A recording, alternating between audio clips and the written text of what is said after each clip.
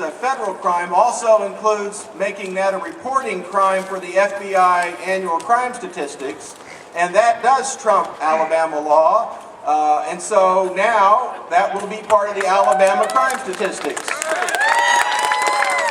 A young man by the name of Billy Jack Gaither was brutally murdered in Sylacauga, Alabama, because of his sexual orientation. Since his tragic death, we gather every year in memory of Billy Jack to remember his death and also to remember his life. In his 39 years on this earth, he was a faithful son, a wonderful brother, an uncle, and a nephew. He was well respected at his place of employment, and without doubt, Billy Jack understood the meaning of true friendship. I spoke this past week with Billy Jack's sisters, Vicky and Kathy. I asked them each, what did you miss the most about Billy Jack? Without hesitation, they both replied, his laughter. We welcome you to this event, this very solemn occasion, as we remember something so tragic that we use to propel us to do good work and to make change in our community. Equality Alabama is your statewide organization fighting for full equality on behalf of lesbian, gay, bisexual, and transgendered Alabamians. All we simply demand from our neighbors, friends, families, workplaces, and government is equality, nothing more, and certainly nothing less. I think you will agree that we all look forward to the day when this fight is no longer necessary. Unfortunately for Alabama's LGBT citizens, our fight for equality must march on, and we will prevail over bigotry, bias, and homophobia. We are standing on the side of love, hands joined together as hearts beat as one, emboldened by faith, we dare to proclaim, we are standing on the side of love. We are standing on the side of love. David Gary has always been involved with different social issues. He's a dear friend. He served as the conveyor of Integrity Alabama, which is an Episcopal-based LGBT group and ministry. He was on the founding board of Equality Alabama, and in 2006 he received the Equality Alabama President's Award for his dedicated service, and in 2009 the EA Volunteer of the Year. I'd read you his statement. Today will be J.D. Ox Freeman, and we want to thank him for helping us out at the 11th hour. I've learned a lot about him in the past few minutes, so if I miss something, Ox, just throw it in there. He is the founder of the President's Gender Alliance and also a member. He was a nominee for the Vanguard Award. Some of you know what these titles are in the LGBT community.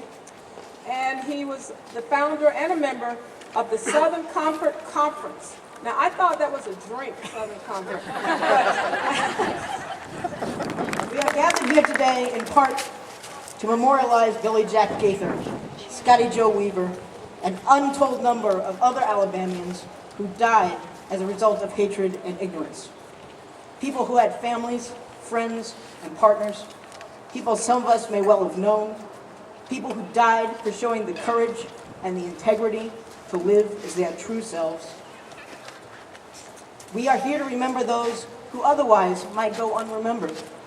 We are here to pay witness to those who suffered criminal violence without witness, for those who have been abducted, raped, beaten, burnt, mutilated, shot, stabbed, tortured, dismembered, and decapitated, for those who have been left to die in the street, a dumpster, at the bottom of a body of water, or in the violated sanctity of their own homes.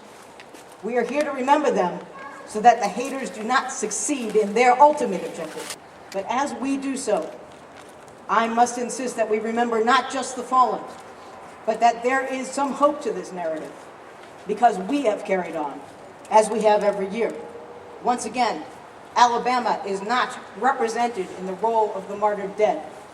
This is not because we have somehow eliminated anti-LGBT violence and hate here, because we are very much a people under siege. This is because we have gathered ourselves into a community, looking out for one another, standing as one to say, no more people martyred from hate in Alabama. Not this year, not next year, not ever again. Friends, since the original passage of federal hate crimes protections in 1968, there have only been 10 persecutions under that law. That's why it is so important to continue the fight on the state level as well. Angie Zapata's head was bashed in with a fire extinguisher, and her killer turned himself in, proudly, for having killed her, referring to her as it. Justice was served on the state level thanks to Colorado's hate crimes law.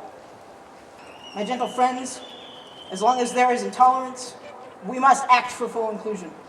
We must act to comfort those who face the harshest type of reality. We must stand to oppose bigotry, cruelty, fear, and hatred. We must stand to educate the ignorant. We must stand for any who suffer. We must stand for the unknown soul, struggling against the worst of odds, trying to remain sane in a world that neither accepts nor bothers. This afternoon I was noticing the children around here, and it's always wonderful to see the children at this hate crime rally, because they're our future. But they bring something else too. They are simply who they are.